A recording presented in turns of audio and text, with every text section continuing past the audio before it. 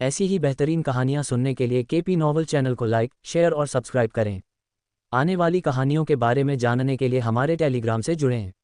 Link description में है। नेक्रोमांसर of the shadows, अध्याय 231। कमरे में सन्नाटा था, लेकिन इवान हवा में तनाव महसूस कर सकता था। 3 छाया मरे हुओं की तीखी निगाहों के नीचे एक्लिप्स का मृत शरीर कांप रहा था। खांसी। एलुसिया, ए रैंक ऑक के शरीर का क्या हुआ, जिसे तुमने और 2 अन्य रैंक शिकारी ने मार डाला? इवान ने विषय बदलने की कोशिश करते हुए पूछा ताकि बेचारा एक्लिप्स सांस ले सके। इसके अलावा, अगर वह प्रकाश का उपयोग करने में सक्षम ऑक से एक छाया मरे हुओं को बना सकता है, तो उसकी शक्ति बहुत बढ़ जाएगी। ए रैंक सहित ऑक के अधिकांश शरीर शिकारी संघ द्वारा एकत्र किए गए थे। अगर मैं गलत नहीं हूं तो उन्हें पहले से ही दोनों ए रैंक ऑक के शरीर को संसाधित करना चाहिए था, क्योंकि उच्च रैंक ऑक के शरीर कवच और हथियार बनाने के लिए काफ़ी अच्छे हैं। एलुसिया ने ए रैंक ऑक को छाया मरे के रूप में पाने की उसकी उम्मीद को चकनाचूर करते हुए कहा। लेकिन अभी भी एक बात थी जिसने उसे निराश कर दिया। तुम्हारे बारे में क्या? तुमने भी उन्हें रैंक ऑक के खिलाफ लड़ाई लड़ी, तुम्हें उन ऑक के शरीर से कुछ नहीं मिला। हमें उन 2 ऑक में से एक ए रैंक कोर मिला। मेरे पास पहले से ही एक अच्छा हथियार और कवच था, इसलिए मैंने ए रैंक कोर लिया और शरीर एरोन और ऑस्टिन को दे दिए। एलुसिया ने अपना सिर हिलाते हुए कहा। तो ए रैंक कोर जो मुझे उसके स्टोरेज रिंग में मिला वह ऑक का था हो? इवान ने समझ में अपना सिर हिलाते हुए सोचा। फिर उसने लैला के स्टोरेज रिंग से इल्यूजन वीवर तलवार निकाली। ये तुम्हारी तलवार है ना? इवान ने एलुसिया को तलवार देते हुए पूछा। एलुसिया ने अपना सिर हिलाते हुए तलवार ले ली। इसे आजमाओ, देखो कि तुम अभी भी इसका इस्तेमाल कर सकती हो या नहीं। इवान ने आश्चर्य से पूछा कि क्या उसे तलवार से बफ मिलेंगे। एलुसिया ने तलवार आजमाए और साथ ही अपने कौशल का इस्तेमाल किया। कुछ क्षणों के बाद उसने अपने कौशल का उपयोग करना बंद कर दिया और मुस्कुराते हुए कहा, तलवार एकदम सही है, मुझे पहले से कोई अंतर महसूस नहीं होता। जब इवान ने उसकी बात सुनी तो उसने राहत की सांस ली। उसे डर था कि उसके शैडो अनडेड हथियारों का ठीक से उपयोग नहीं कर पाएंगे, ठीक वैसे ही जैसे वे अब अपने रैंक बढ़ाने के लिए कोर का उपयोग नहीं कर पा रहे हैं। एलुसिया द्वारा पुष्टि किए जाने के बाद कि शैडो अनडेड के लिए हथियारों का उपयोग करने में कोई समस्या नहीं है, इवान ने एल्ड्रिच ट्री क्लब निकाला जो उसे ऑकडेन मिशन के दौरान भी रैंक ऑक से मिला था। नेक्रोस, इवान ने पेड़ की ओर क्लब फेंकते हुए कहा। नेक्रोस ऑक की तरह ही एक मानव जैसा राक्षस है और यह क्लब उसके लिए एक आदर्श हथियार था। नेक्रोस ने क्लब को पकड़ा और चमकती आंखों से उसे देखा। इसका अच्छे से इस्तेमाल करो, इवान ने कहा जब नेक्रोस ने क्लब पकड़ा। वर्तमान में, इवान बहुत गरीब है और अगर वह इस एल्ड्रिच ट्री क्लब को बेच देता है तो उसे लाखों क्रेडिट मिल सकते हैं। लेकिन उसकी शक्ति बढ़ाना पैसे से ज़्यादा महत्वपूर्ण है। अगर नेक्रोस शायद क्लब का इस्तेमाल कर सकता है तो उसकी ताकत ज़रूर बढ़ेगी। इसके अलावा, अब जब एलुसिया गिल्ड मास्टर के रूप में लेला की जगह ले सकती है तो इवान को पैसे की चिंता नहीं थी। जल्द ही सेक्रेड हॉट गिल्ड का खजाना उसके नियंत्रण में होगा। ग्रर, पिछली बार की तरह एक्वा ने नेक्रोस पर गुर्राया जब उसने देखा कि उसे अपने मालिक से एक हथियार मिला है। ये हथियार के अधिकार के लिए नेक्रोस को चुनौती दे रहा था। एक्वा की बात सुनकर नेक्रोस ने जवाब नहीं दिया और एक बार फिर से एक आत्मसंतुष्ट मुस्कान दिखाए। इवान ने जब ये देखा तो वह अवाक रह गया।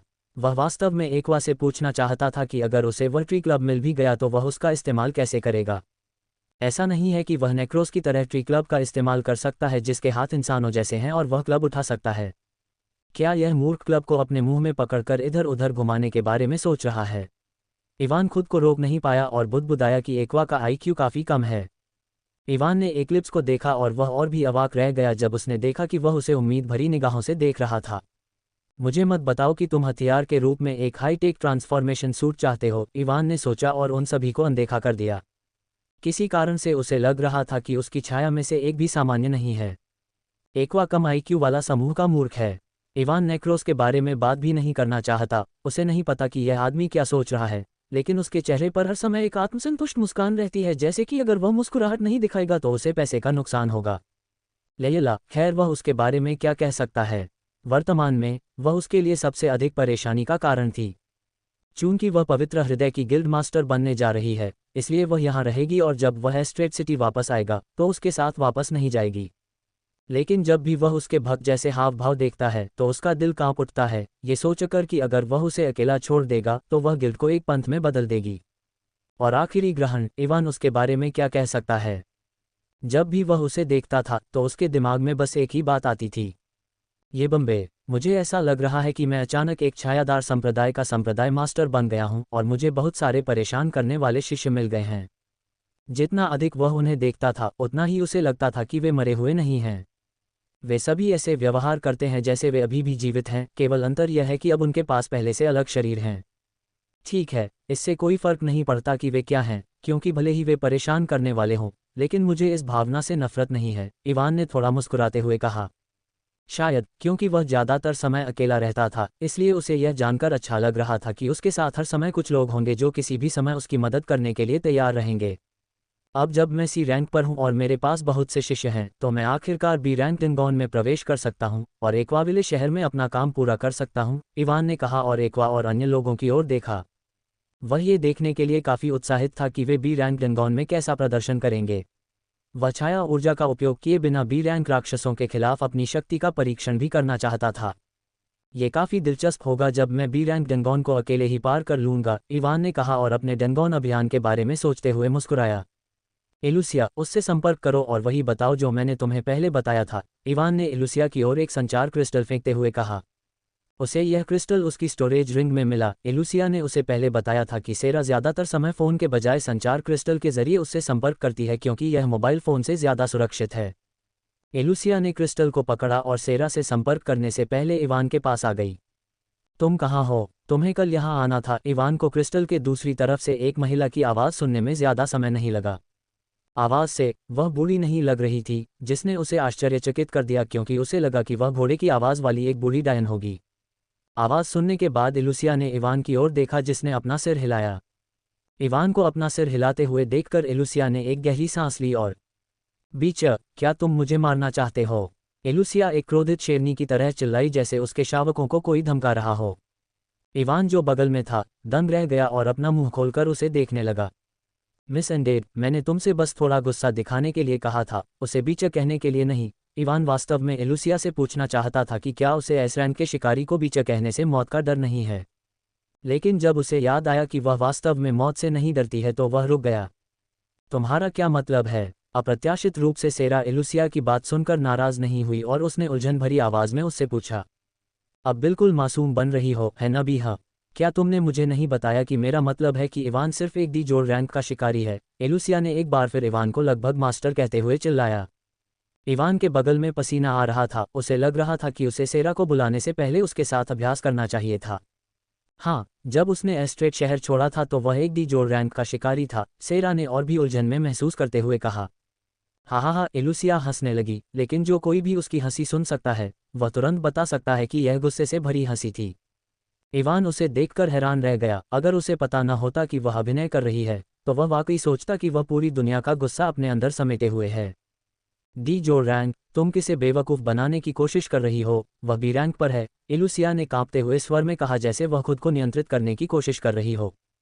क्या? क्रिस्टल के दूसरे छोर से एक चौंकी हुई आवाज़ आई। ऐसे मत करो जैसे तुम चौंक गई हो। मुझे पता है कि तुम मुझे ज़्यादा पसंद नहीं करती हो, लेकिन क्या मेरे खिलाफ इस तरह की साजिश करना ज़रूरी था? एलुसिया कांपते हुए स्वर में ज़ोर से चिल्लाई जैसे वह रोने वाली हो। इवान ने पहले ही अपना फ़ोन निकाल लिया और ऑस्कर जैसी दिखने वाली ट्रॉफी ढूंढने लगा। देखो लैला, मुझे नहीं पता कि क्या हुआ और तुम इतनी नाराज़ क्यों हो, लेकिन मेरा विश्वास करो, मैंने कुछ नहीं किया। क्या तुम पहले मुझे बता सकती हो कि वास्तव में क्या हुआ था? सेरा ने गहरी सांस लेते हुए कहा। एलुसिया की बात सुनकर वह और भी भ्रमित होती जा रही थी। सेरा की बात सुनकर एलुसिया मुस्कुराई, लेकिन उसका चेहरा गुस्से से भरा हुआ था। यह एक अजीब दृश्य था जहां उसका मुंह मुस्कुरा रहा था जबकि उसका चेहरा गुस्से से भरा हुआ था। उसे देखकर इवान को आखिरकार अभिनय के महान स्तर का एहसास हुआ। फिल्मों में सभी अभिनेता बस औसत दर्जे के होते हैं। सेरा ने एलुसिया को शांत होने की कोशिश करते हुए गहरी सांस लेते हुए सुना। उसने उसे जल्दी नहीं किया और उसके शांत होने का इंतजार किया, ये सोचकर कि कुछ बड़ा हुआ होगा। मुझे नहीं पता कि तुम इसके पीछे हो या नहीं, लेकिन मैं इस बार तुम पर भरोसा करूंगी। सेरा ने कुछ समय बाद एलुसिया की आवाज़ सुनी। मैंने उस लड़के को पकड़ लिया जिसके बारे में तुमने मुझे लगभग 1 महीने पहले बताया था बिना किसी समस्या के, और मैंने वही किया जो तुमने मुझे करने के लिए कहा था। मैं अपने गिल्ड के मामलों से निपटने में व्यस्त था, इसलिए मैंने ड्रोइन, वह लड़का जो अध्याय 210 में दिखाई दिया था, से उसकी देखभाल करने के लिए कहा। उसने उस पर अपनी सभी खास तकनीकों का इस्तेमाल किया और हर दिन अलग अलग तरीकों से उसे प्रताड़ित किया। लेकिन चूंकि वह सिर्फ एक डी जोड़ रैंक का शिकारी था, इसलिए मैंने उससे कहा कि वह बहुत ज़्यादा न करे ताकि वह अलग अलग तरह की यातनाओं के कारण मर न जाए। सब कुछ योजना के अनुसार हुआ और पिछले कुछ दिनों में उसका दिमाग पूरी तरह से टूट गया था, या ऐसा मैंने और ड्रोइन ने सोचा, एलुसिया ने कहा और रुक गई जैसे वह अपने विचारों को व्यवस्थित करने की कोशिश कर रही थी। सेरा ने पूरा ध्यान देते हुए उसे सुनना जारी रखा। कल जब मैं अपने गिल्ड के मामलों से निपट चुकी थी तो मैं उसे हवाई अड्डे पर ले आई। चूंकि मैं अनावश्यक ध्यान से बचना चाहता था, इसलिए मैंने अपने निजी जेट का इस्तेमाल किया जिसे मैंने अपनी जीवन भर की बचत से खरीदा था। एवन जो बगल में सुन रहा था उसने ऑस्कर की ट्रॉफी की तलाश करना बंद कर दिया और धीरे धीरे अपनी आंखें खोलकर एल्यूसिया को देखने लगा। निजी जेट। जागने के बाद मैंने जो जेट नष्ट किया वह उसका निजी जेट था। इवान को लगा कि कुछ अदृश्य सुइयां उसके दिल में चुभ रही हैं। अगर वह एल्यूसिया का निजी जेट था तो क्या इसका मतलब यह नहीं है कि अगर उसने कल इसे नष्ट नहीं किया होता तो वह उस जेट को अपने पास रख सकता था। उसका दिमाग खराब होने के बाद वह बिल्कुल एक मरे हुए इंसान की तरह था, इसलिए मैंने उसे जेट के अंदर एक मेडिकल कैप्सूल में डाल दिया और हम रेवेनहर्स्ट शहर के लिए निकल पड़े। एल्यूसिया ने इवान पर कोई ध्यान नहीं दिया, जो ये जानकर उदास महसूस कर रहा था कि उसने निजी जेट पाने का अपना मौका नष्ट कर दिया है और सेरा को उसकी झूठी कहानी बताना जारी रखा है। शुरुआती कुछ घंटों तक सब कुछ ठीक था। मैं सो रहा था क्योंकि मैं पिछले कुछ दिनों से बहुत मेहनत कर रहा था। लेकिन करीब 3 घंटे बाद मुझे मेडिकल कैप्सूल से एक अजीब सी आभा निकलती हुई महसूस हुई। पहले तो मैं उलझन में था कि क्या हो रहा है, लेकिन जल्द ही मैंने देखा कि इवान, जो बेहोश होना चाहिए था, उसने मेडिकल कैप्सूल खोला और उठकर बैठ गया। उसे देखते ही मुझे लगा कि उसके साथ कुछ गड़बड़ है। मुझे जो अजीब सी आभा महसूस हुई वह उससे भी निकल रही थी। मैं उसे फिर से बेहोश करने ही वाला था, लेकिन फिर ऐसा हुआ। मुझे कारण नहीं पता, लेकिन अचानक वह मेडिकल कैप्सूल फट गया जिसमें मैंने उसे पहले रखा था। विस्फोट के कारण जेट के अंदरूनी हिस्से में आग लग गई, लेकिन जेट के सुरक्षा तंत्र द्वारा इसे तुरंत ठीक कर दिया गया। लेकिन विस्फोट के बाद जब मैंने इवान को खोजा तो मैं उसे नहीं ढूंढ पाई। एल्यूसिया ने बीच बीच में गहरी सांस लेते हुए कहा, जैसे कि वह कल हुई घटना से अभी भी सदमे में थी। मैं कॉकपिट में उसे खोजने ही वाली थी कि अचानक मुझे अपनी आत्मा की गहराई से एक चुभने वाला दर्द महसूस हुआ और मैं ये जानकर चौंक गई कि मेरी आत्मा गंभीर रूप से घायल हो गई थी। जैसे ही मेरी आत्मा बुरी तरह घायल हुई, मैंने इवान को वहां आते देखा और चौंकाने वाली बात यह थी कि उसके चारों ओर की आभा भी रैंक के शिकारी की थी। एल्यूसिया ने कहा और कुछ देर के लिए रुक गई। सियर को तब झटका लगा जब उसने सुना कि लैला की आत्मा घायल हो गई है। आखिर किस तरह का कौशल एक रैंक के शिकारी की आत्मा को तुरंत घायल कर सकता है? सेरा ने सोचा और एल्यूसिया की बात सुनना जारी रखा। मुझे नहीं पता कि उसने खुद को गायब करने के लिए किस तरह का कौशल इस्तेमाल किया या उसने मेरी आत्मा को कैसे घायल किया, लेकिन बाहर आने के तुरंत बाद उसने मुझ पर हमला कर दिया। क्योंकि मेरी आत्मा गंभीर रूप से घायल थी, इसलिए मैं उसके खिलाफ ठीक से नहीं लड़ पाया। भले ही उसकी शक्ति बी रैंक की शुरुआत में थी, लेकिन उसने मेरी घायल आत्मा का फायदा उठाया और मुझे मारने की कोशिश की। मैंने उस समय खुद को बचाने के लिए अपने सभी कौशल और एक जीवन रक्षक कलाकृति का इस्तेमाल किया। अंत में हमारी लड़ाई के कारण जेट नष्ट हो गया, लेकिन मैं किसी तरह वहां से भागने में कामयाब रहा। भागने के बाद मुझे लगा कि मैं सुरक्षित हूं, लेकिन इवान के पास एक ऐसा कौशल था जो उसे उड़ने की अनुमति देता है, भले ही वह सिर्फ बी रैंक का था। मध्य हवा में रहते हुए उसने एक बार फिर एक और अजीब कौशल का इस्तेमाल किया और मैंने तुरंत अपने 80% से अधिक मैना खो दिया। अगर मैं गलत नहीं हूं तो यह निश्चित रूप से एक अनूठा कौशल था जो किसी के मैना को लंबी दूरी से भी खत्म कर सकता है। मेरी आत्मा क्षतिग्रस्त हो गई और मैंने अपना अधिकांश मैना खो दिया। अपनी जान बचाने के लिए आखिरी क्षण में मैंने एक एस्केप स्क्रॉल का इस्तेमाल किया जो मुझे कुछ समय पहले एक कालकोठरी को साफ करने के बाद मिला था, एल्यूसिया ने कहा और वहीं रुक गई। एल्यूसिया की बात सुनकर सेरा चौंक गई। वास्तव में इवान भी एल्यूसिया की कहानी बनाने की क्षमता से थोड़ा चौंक गया था। उसने उसे विस्तार से कुछ नहीं बताया और बस उसे मोटे तौर पर बताया कि क्या कहना है। लेकिन वह एक कदम आगे निकल गई और एक उचित कहानीकार बन गई। लेकिन ऐसा नहीं है कि यह कोई बुरी बात है, इवान ने मूंगफली खाते हुए कहा। वह पूरी तरह से आनंद ले रहा था कि कैसे एल्यूसिया एक एस रैंक शिकारी को बेवकूफ़ बना रही थी। लेकिन मेरी किस्मत बहुत खराब निकली क्योंकि जब मैंने एस्केप स्क्रॉल का इस्तेमाल करके टेलीपोर्ट किया तो मैं 2 ए रैंक राक्षसों के पास टेलीपोर्ट हो गई। मैं पहले से ही मैना से बाहर थी और मेरी आत्मा घायल हो गई थी। लेकिन अंत में मैं किसी तरह उनसे बच निकलने में सफल रही। भले ही मैं उनसे बच निकली, लेकिन मैं उन्हें रैंक राक्षसों द्वारा बुरी तरह घायल हो गई। मेरा कवच पूरी तरह से नष्ट हो गया। मैंने उनसे लड़ते हुए अपनी तलवार खो दी, एल्यूसिया ने अपने दांत पीसते हुए कहा, जैसे कि वह अपने कवच और हथियार खोने के कारण विस्फोट के कगार पर थी। बड़ी मुश्किल से मैं जंगल के राक्षसों से बचते हुए शहर वापस आया। मैं उस आदमी इवान को ढूंढना चाहता था, लेकिन जब मैं वापस लौटा तो पाया कि उस आदमी ने पहले ही शिकारी संघ को इस घटना के बारे में सूचित कर दिया था और उसे ये भी पता चल गया था कि यह डार्क गिल्ड था जिसने उसका अपहरण किया था। यह अच्छी बात थी कि जब मैंने उसका अपहरण किया तो मैं अपने कौशल की मदद से एक अलग रूप का उपयोग कर रहा था। अगर मैंने पहले से ही एहतियात के तौर पर अपना रूप नहीं बदला होता तो मुझे डर है कि मैं पहले ही शिकारी संघ द्वारा पकड़ा जा चुका होता। इसके अलावा अब शिकारी संघ के लोग पूरे शहर में कड़ी नज़र रख रहे हैं, डार्क गिल्ड के लोगों की तलाश कर रहे हैं। मुझे फिलहाल चुप रहना होगा और कुछ नहीं कर पाऊंगा, एलुसिया ने कहा और अंत में आह भरी। मैंने कभी नहीं सोचा था कि वह आदमी अपनी शक्ति को हमेशा छिपा रहा था और बी रैंक का शिकारी है। सेरा ने लैला की स्थिति की ज्यादा परवाह नहीं की और सोचा, लगता है कि वह हमेशा अपनी रैंक को छिपा रहा था। इससे ये भी पता चलता है कि कार्लोस की मौत कैसे हुई, वह इवान के अचानक हमले से मारा गया होगा, ठीक उसी तरह जैसे लैला को अचानक पकड़ा गया था। एलुसिया की बात सुनने के बाद वह इवान को पकड़ने में और भी ज्यादा दिलचस्पी लेने लगी। अब उसे यकीन हो गया था कि इवान की काया सामान्य नहीं है। उसके बारे में चिंता मत करो, तुम्हें अभी कुछ करने की ज़रूरत नहीं है। मैं इस मामले का ध्यान रखूंगी और मेरा विश्वास करो, मुझे नहीं पता था कि वह भी रैंक का शिकारी है। कुछ देर बाद सेरा ने एलुसिया से कहा जो चुप थी। क्या आपको लगता है कि मेरी वर्तमान स्थिति में अगर आप मुझसे पूछेंगे तो भी मैं कुछ करूंगी?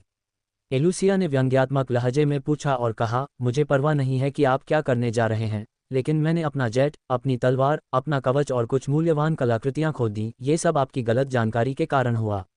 मुझे उम्मीद है कि आप मेरे नुकसान की भरपाई के लिए कुछ संतोषजनक भेजेंगे, या फिर तुम भविष्य में तुम्हारे लिए कुछ भी करने के बारे में पूछना भूल जाओ। इवान ने अपना मुंह चौड़ा करके एलुसिया को देखा। उसने कभी नहीं सोचा था कि वह सेरा का शोषण करने की कोशिश भी करेगी। उसने उसे कुछ भी मांगने के लिए नहीं कहा, लेकिन अगले ही पल उसने अपना मुंह चौड़ा करके बंद कर लिया और उसे अंगूठा दिखाया। ये स्पष्ट था कि सेरा से जो भी उसे मिलेगा वह उसका होगा। एलुसिया की बात सुनकर सेरा कुछ देर चुप रही। इवान ने अपनी सांस रोककर इंतजार किया कि वह एलुसिया को कुछ अच्छा देने के लिए सहमत हो जाएगी। ठीक है, मैं कुछ समय बाद तुम्हारे लिए एक कवच और एक नया हथियार भेजूंगी, सेरा ने कुछ समय बाद कहा।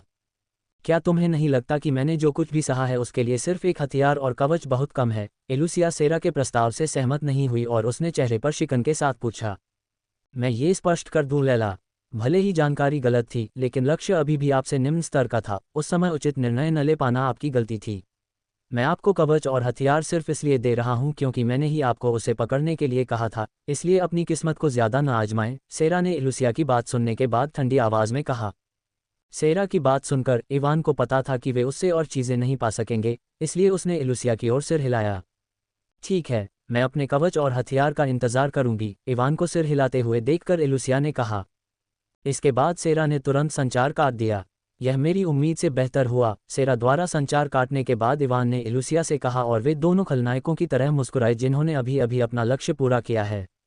अब वे मेरे पीछे शायद केवल उच्च स्तर के शिकारी ही भेजेंगे, इवान ने कैब की खिड़की से बाहर देखते हुए कहा। चूंकि इवान ने डार्क गिल्ड को झूठी जानकारी दी थी कि वह भी रैंक का शिकारी है और ए रैंक के शिकारी को भी घायल कर सकता है, इसलिए उसे पता था कि अब वे उसके पीछे ज्यादा ए रैंक के शिकारी या यहाँ तक कि ये जोड़ रैंक के शिकारी भेजेंगे। इवान जानता था कि यह खतरनाक हो सकता है क्योंकि वर्तमान में वह अकेले ए रैंक के शिकारी से नहीं लड़ सकता। उसका एकमात्र ए रैंक का शैडो अनडेड एलुसिया भी एक्वाविले शहर में रहेगा और उसके साथ वापस नहीं आएगा। लेकिन उसने फिर भी ऐसा किया क्योंकि एक बार उसका प्राइम कोर ठीक हो जाने के बाद वह बिना किसी समस्या के अपने दोनों कोर की रैंक बढ़ा सकेगा। एक बार जब उसके मोनाक कोर की रैंक बढ़ जाएगी तो वह ज्यादा शैडो अनडेड को बचा पाएगा और साथ ही उसकी शक्ति भी बढ़ जाएगी। इसके अलावा वह उसे पकड़ने आने वाले शिकारियों को शैडो अनडेड में बदलना चाहता था। अगर इवान भविष्य में इंसानों के उच्च स्तर के शैडो अनडेड बनाना चाहता है तो उसे उच्च स्तर के इंसानी शिकारियों को मारना होगा। वर्तमान में उसके लिए मानव छाया मरे अधिक उपयोगी हैं क्योंकि वे सभी राक्षसों के विपरीत कलाकृतियों का उपयोग करने में सक्षम होंगे। लेकिन वह छाया मरे बनाने के लिए बिना किसी कारण के मानव शिकारियों को नहीं मार सकता। भले ही इवान जानता था कि वह एक संत नहीं है और दुनिया की परवाह नहीं करता है, वह ऐसा व्यक्ति भी नहीं है जो बिना किसी कारण के मनुष्यों को मार देगा। लेकिन यह एक पूरी तरह से अलग कहानी होगी यदि व्यक्ति उसे नुकसान पहुंचाना चाहता था, और उसे लगता है कि सेरा निश्चित रूप से उसके पीछे किसी को भेजेगी। उसकी मदद से उसे उच्च स्तर के मानव शिकारियों की खोज करने की चिंता नहीं करनी पड़ेगी। मुझे बस उम्मीद है कि वह किसी उपयोगी व्यक्ति को भेजेगी, इवान ने अपने चेहरे पर हल्की मुस्कान के साथ सोचा। वर्तमान में इवान वर्डेंट वाइल्ड्स डेंगॉन जा रहा है।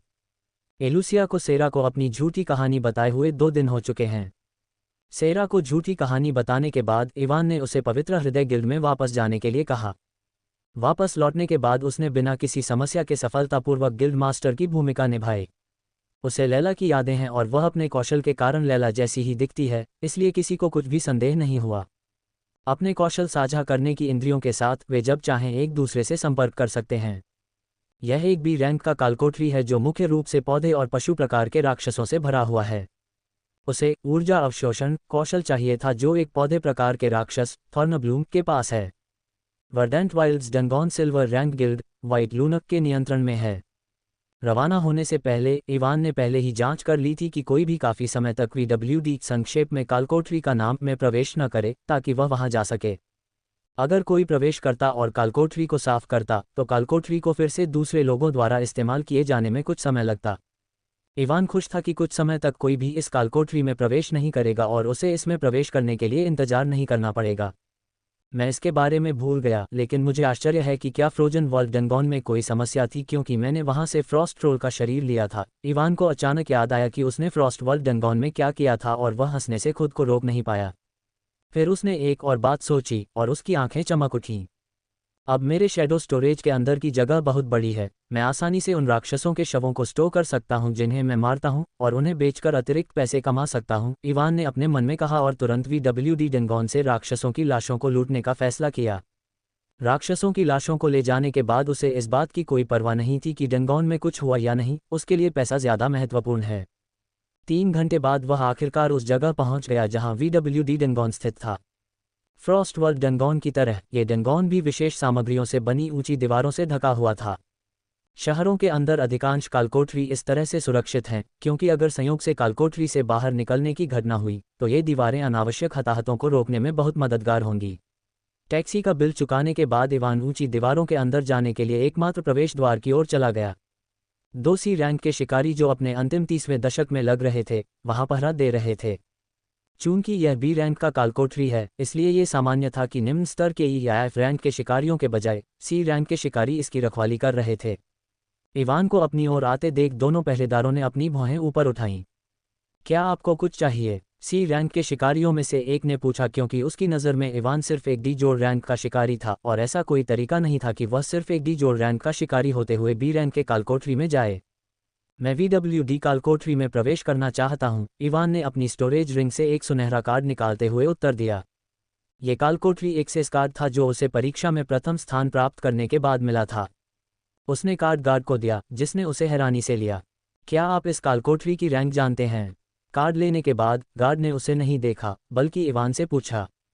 चिंता मत करो, मैं कालकोठरी के बारे में सब कुछ जानता हूं, इवान ने जवाब दिया क्योंकि वह अच्छी तरह जानता था कि गार्ड ने सवाल क्यों पूछा।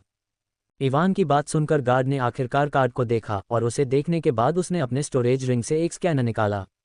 उसने कार्ड को स्कैन किया और इवान से आखिरी बार पूछा, क्या तुम वाकई अंदर जाना चाहते हो?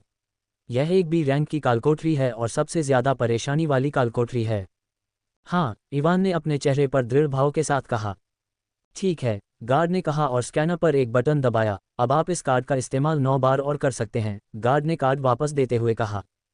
इवान पहले से ही जानता था कि वह कार्ड का इस्तेमाल सिर्फ 10 बार ही कर सकता है, इसलिए गार्ड की बात सुनकर उसे आश्चर्य नहीं हुआ। गार्ड ने दरवाज़ा खोला और देखा कि इवान दूर से पोर्टल की ओर जा रहा है। आजकल के युवा बहुत लापरवाह हो गए हैं, गार्ड ने इवान को पोर्टल की ओर जाते हुए देखकर बड़बड़ाया।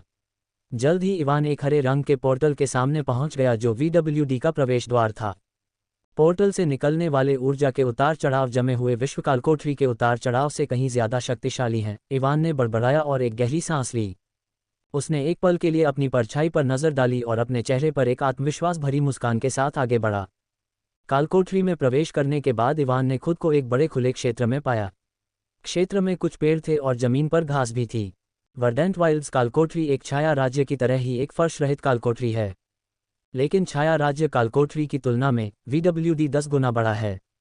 इस कालकोठरी के अंदर विभिन्न प्रकार के क्षेत्र हैं जहां विभिन्न प्रकार के राक्षस पाए जा सकते हैं, जैसे राक्षस थॉर्नब्लूम जिसे इवान ढूंढना चाहता था, कालकोठरी के पश्चिमी भाग में पाया जा सकता है। कालकोठरी का पश्चिमी भाग रेगिस्तान है। कालकोठरी के पूर्व की ओर एक बड़ा जंगल है, उत्तर की ओर एक दलदल है और दक्षिण की दिशा में एक पहाड़ी इलाका है। कालकोठरी को साफ करने के लिए व्यक्ति को 4 दिशाओं में से एक के अंत में पहुंचना होगा। चूंकि इवान पश्चिम की ओर जा रहा है इसलिए उसे रेगिस्तान को पार करके उसके अंत तक पहुंचना होगा। रेगिस्तान के अंत में पहुंचने के बाद वह बॉस रूम में प्रवेश कर सकेगा और उसे मारने के बाद वह कालकोठरी को साफ कर सकेगा। लेकिन पश्चिम जाने से पहले मुझे उनका ख्याल रखना होगा, इवान ने अपने सामने कुछ राक्षसों को देखकर बड़बड़ाया। इवान ने अपनी आंखें सिकोड़ लीं क्योंकि एक्वा, नेक्रोस और एक्लिप्स उसके छाया भंडारण से बाहर आए। उसके सामने 4 बी रैंक के राक्षस थे। 2 वाइन क्रॉलर थे, एक राक्षस जो 5 मीटर लंबा था और सैकड़ों लताओं से ढके एक गहरे हरे पेड़ जैसा दिखता था। उसके शरीर के बीच में 2 गहरी लाल आंखें चमक रही थीं जो उसे एक भयानक रूप दे रही थीं। अन्य 2 मॉसविस्परस थे, एक राक्षस जो सड़े हुए काई से बने एक विशाल द्रव्यमान जैसा दिखता है। मॉसविस्परस अपने आसपास के पौधों के जीवन में हेरफेर कर सकते हैं, और अगर कोई जंगल जैसे पौधों से भरे स्थान पर उनका सामना करता है तो वे बहुत खतरनाक होते हैं। वुल्फ, दोनों मॉसविस्परस ने इवान और शैडो अनडेड को देखते ही तुरंत अपना कदम आगे बढ़ाया। सिर्फ एक सेकंड में उन्होंने अपने आसपास के 150 मीटर के दायरे में सभी वनस्पतियों पर नियंत्रण कर लिया। पेड़, बेलें, घास, यहाँ तक कि भूमिगत जड़ें भी उनके नियंत्रण में थीं।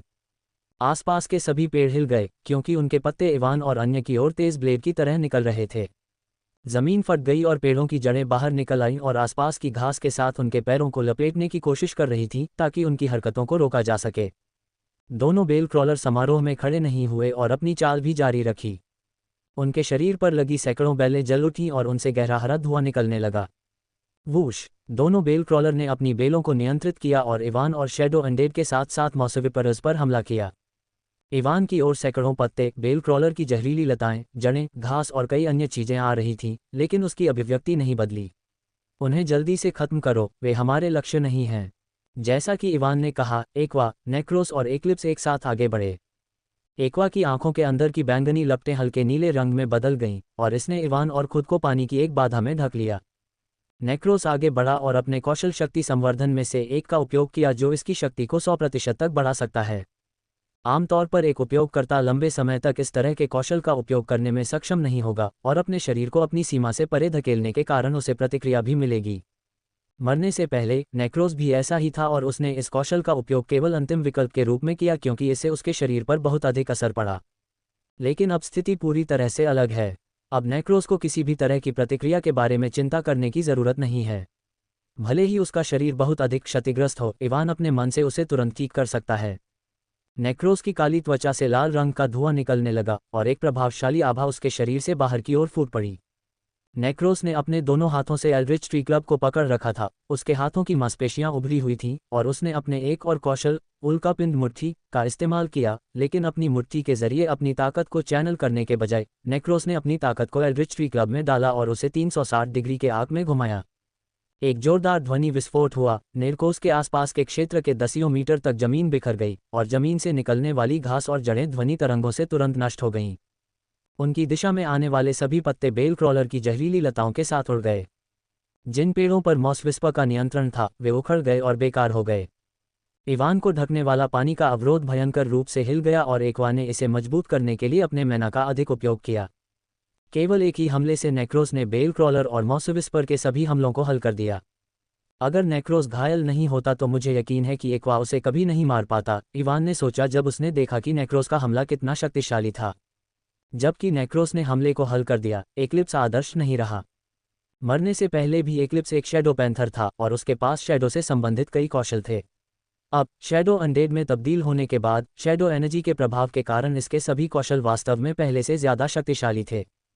जब इवान ने शैडो एनर्जी का उपयोग करके इसे अनडेड में बदल दिया तो इसके सभी शैडो टाइप के कौशल में बहुत ज्यादा शक्ति आ गई।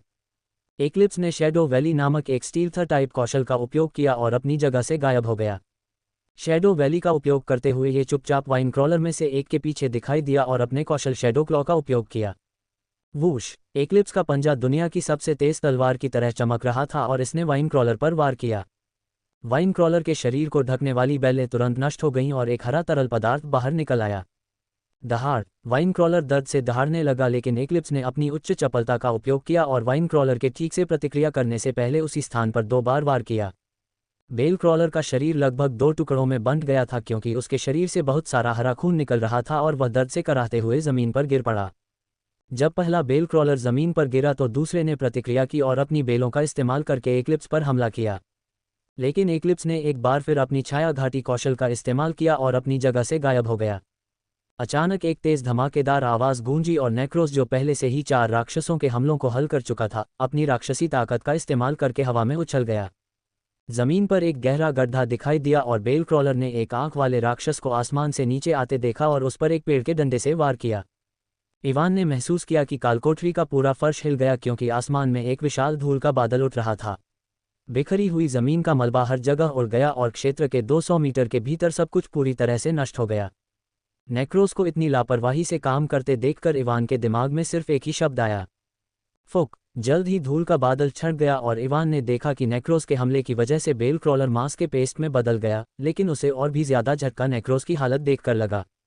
इसकी एक भुजा गायब थी और इसका ज्यादातर शरीर पूरी तरह से अस्त व्यस्त था। इसके शक्तिशाली हमले की वजह से ग्रहण द्वारा घायल किया गया बेल क्रॉलर भी मर गया। एक्वा ने उनके चारों ओर की बाधा को हटा दिया और मॉस विस्परर में से एक पर पानी की बंदूक से हमला किया। मॉस विस्परर की रक्षा बहुत कम थी क्योंकि यह सिर्फ सड़े हुए मॉस का ढेर था। सिर्फ एक हमले में एक्वा ने मॉस विस्परर में से एक को मार डाला। ग्रहण जो पहले गायब हो गया था, अचानक आखिरी मॉस विस्परर के पीछे दिखाई दिया और उसे एक छाया पंजे से मार डाला। जब ग्रहण ने आखिरी मॉस विस्परर को मार दिया और उसका शरीर गायब हो गया तो उसके शरीर से एक गहरे हरे रंग का भी रैनकोर गिरा। इवान ने एक्वा और एक्लिप्स को नज़रअंदाज किया और नेक्रोस की ओर चल पड़ा जो अपनी सीमा तक शक्ति संवर्धन का उपयोग करने के कारण बुरी तरह घायल हो गया था। भले ही उसका शरीर पूरी तरह से अस्त व्यस्त था, इवान देख सकता था कि नेक्रोस के चेहरे पर कोई दर्दनाक भाव नहीं था, बल्कि वह मुस्कुरा रहा था। ऐसा शरीर होना जो नष्ट न हो सके वास्तव में एक बड़ा लाभ है, इवान ने सोचा और नेक्रोस से पहले पहुंच गया। जब इवान नेक्रोस के पास आया तो उसने देखा कि उसका एक हाथ गायब था और उसका शरीर हर जगह से बुरी तरह घायल था। इवान को देखकर नेक्रोस ने शक्ति संवर्धन का उपयोग करना बंद कर दिया और उसके शरीर से लाल रंग की आभा निकलनी बंद हो गई। चलो देखते हैं, इवान ने बड़बड़ाया और नेक्रोस को ठीक करने के लिए अपने मन का उपयोग किया। मन उसके सम्राट कोर से बाहर निकल आया और इवान ने देखा कि नेक्रोस का शरीर नंगी आंखों से दिखाई देने वाली गति से सामान्य होने लगा। 3 सेकंड से भी कम समय में नेक्रोस सामान्य हो गया, जिससे इवान हैरान हो गया क्योंकि उसे लगा कि इसमें और समय लगेगा। लेकिन उसके लिए सबसे आश्चर्यजनक बात यह थी कि उसने नेक्रोस को ठीक करने के लिए जितना मन इस्तेमाल किया, मन की खपत मेरी अपेक्षा से कम है, इवान ने राहत महसूस करते हुए सोचा। अपने वर्तमान मन की मात्रा और अपने मन की रिकवरी गति के साथ इवान को लगा कि कोई समस्या नहीं होगी, भले ही उसे और अधिक शैडो एंडेड को ठीक करना पड़े। इससे पहले इवान नेक्रोस को ये बताना चाहता था कि वह फिर से इस तरह की लापरवाही न करे क्योंकि उसे यकीन नहीं था कि उन्हें ठीक करने के लिए उसे कितना मैना इस्तेमाल करना होगा। लेकिन ये देखने के बाद कि उन्हें ठीक करने के लिए उसे ज़्यादा मैना की ज़रूरत नहीं है, उसने उससे कुछ नहीं कहा। जब नेक्रोस पूरी तरह से ठीक हो गया तो उसने एक्वा की तरफ देखा और अपनी खास मुस्कान दिखाए। ये स्पष्ट था कि नेक्रोस एक्वा को बता रहा था कि वह उससे ज़्यादा ताकतवर है।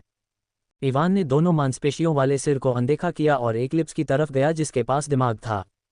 एक्लिप्स ने पहले ही मॉस विस्परर द्वारा गिराए गए कोर को इकट्ठा कर लिया था और अन्य 3 राक्षसों के शरीर की भी जांच की थी, लेकिन उसे अन्य 3 राक्षसों के शरीर में कोई कोर नहीं मिला। अच्छा काम एक्लिप्स, इवान ने एक्लिप्स के सिर को थपथपाते हुए उससे कहा। उसने एक्लिप्स से कोर भी लिया और उसे दूर रख दिया। चूंकि उसका प्राइम कोर अभी भी क्षतिग्रस्त है इसलिए वह कोई कोर अवशोषित नहीं कर सकता। भले ही उसने थॉर्नब्लूम राक्षस के कई कोर एकत्र किए हों जिनके पास ऊर्जा अवशोषण कौशल है, वह भी उनके कोर को अवशोषित करने और कौशल प्राप्त करने में सक्षम नहीं होगा। लेकिन इवान इस तथ्य के बारे में चिंतित नहीं था। चूंकि वह अभी उन्हें अवशोषित नहीं कर सकता है, इसलिए वह थॉर्नब्लूम राक्षसों से जितने कोर एकत्र कर सकता है उन्हें एकत्र करेगा और अपने प्राइम कोर के ठीक होने के बाद उन्हें अवशोषित करेगा। भले ही वह भविष्य में सभी कोर को अवशोषित करने के बाद कौशल प्राप्त न करे, वह बस इलुसिया से गिल्ड से एक टीम को वरदांत वाइल्ड्स डंगॉन में थॉर्नब्लूम के कोर की खेती करने के लिए भेजने के लिए कह सकता है। आर एक्लिप्स ने एक बिल्ली की तरह गुर्राहट की और इवान के सिर पर अपना सिर रगड़ा जब उसने उसे थपथपाया। क्या आपको छाया मरे में बदलने के बाद कुछ मिला? पहले मुझे लगा कि आपकी छाया घाटी और छाया पंजा कौशल सामान्य से अधिक शक्तिशाली थे, इवान ने अपना सिर रगड़ते हुए पूछा। वाइन क्रॉलर भी एक्लिप्स की तरह ही बी रैंक का राक्षस था और अन्य राक्षसों की तुलना में इसकी रक्षा औसत से ऊपर थी। लेकिन शैडो क्लॉ जैसे बुनियादी कौशल का उपयोग करके ही एक्लिप्स ने वाइन क्रॉलर को बुरी तरह घायल कर दिया जो सामान्य नहीं है। आर एक्लिप्स ने कुछ कहते हुए अपना सिर हिलाया। आपको कुछ नया नहीं मिला, लेकिन शैडो अनडेड में बदलने के बाद आपके कौशल और अधिक शक्तिशाली हो गए, इवान ने एक्लिप्स की बात सुनकर आश्चर्यचकित स्वर में कहा। एक्लिप्स की बात सुनकर इवान एक पल के लिए भ्रमित हो गया क्योंकि नेक्रोस और अन्य लोगों के कौशल अभी भी वही थे और उनकी शक्ति में वृद्धि नहीं हुई थी। लेकिन उसे यह समझने में देर नहीं लगी कि क्या हो रहा था। एक्लिप्स एक शैडो पैंथर था और इसके अधिकांश कौशल शैडो से संबंधित थे। इससे पहले कि मैं इसे शैडो अनडेड में बदल देता, शायद शैडो एनर्जी की वजह से शैडो से संबंधित कौशल की शक्ति बढ़ गई, इवान ने सोचा और इसे संभव पाया। जैसे ही इवान ने ये सोचा, उसके दिमाग में एक और बात आई। सी रैंक पर पहुंचने के बाद मेरी छाया भंडारण कौशल भी अपग्रेड हो गई है। क्या ये छाया से संबंधित मेरी अन्य कौशल भी हो सकती है? इवान ने सोचा और अपने कौशल के विवरण को देखने के लिए जल्दी से अपनी स्थिति विंडो खोली। उसने सबसे पहले आयामी छाया गोलियों को देखा और जैसा कि उसने उम्मीद की थी, ये कौशल भी अपग्रेड हो गया था। उसकी आयामी छाया गोली की सीमा 20 मीटर से बढ़कर 50 मीटर हो गई। अब वह छाया गोलियों को शूट करने के लिए अपने आसपास के 50 मीटर के भीतर छाया का उपयोग कर सकता है। साथ ही छाया गोलियों की संख्या भी 5 से बढ़कर 6 हो गई और अंधेपन के प्रभाव के सक्रिय होने की संभावना अब पहले के 5% के बजाय 8% है। आयामी छाया गोली को देखने के बाद उसने बर्फ की जंजीरों के विवरण को देखा और पाया कि यह अभी भी वही था। हवा के हेरफेर का विवरण भी वही था और इसमें कोई बदलाव नहीं हुआ। लगता है कि मेरा अनुमान सही था और केवल छाया से संबंधित मेरे कौशल को अपग्रेड किया गया था। इवान ने बुदबुदाया और छाया चलने के विवरण को देखा। उसके छाया चलने के कौशल के विवरण में कोई बदलाव नहीं हुआ था, लेकिन वह जानता था कि उसके छाया चलने के कौशल का चुपके प्रभाव पहले से कहीं बेहतर है। भविष्य में मुझे कुछ छाया कोर इकट्ठा करने और उनसे कौशल प्राप्त करने की कोशिश करनी चाहिए, ये देखने के लिए कि क्या वे छाया ऊर्जा के कारण अपग्रेड होंगे या नहीं, इवान ने कहा और ग्रहण के पीछे बैठ गया। उसने मॉस विस्परर्स और वाइन क्रॉलर्स के शवों को इकट्ठा नहीं किया क्योंकि एक निश्चित एक आंख वाले शैडो अनडेड ने वाइन क्रॉलर्स को मांस के पेस्ट में बदल दिया और मॉस विस्परर्स सड़े हुए मॉस के ढेर के अलावा कुछ नहीं थे।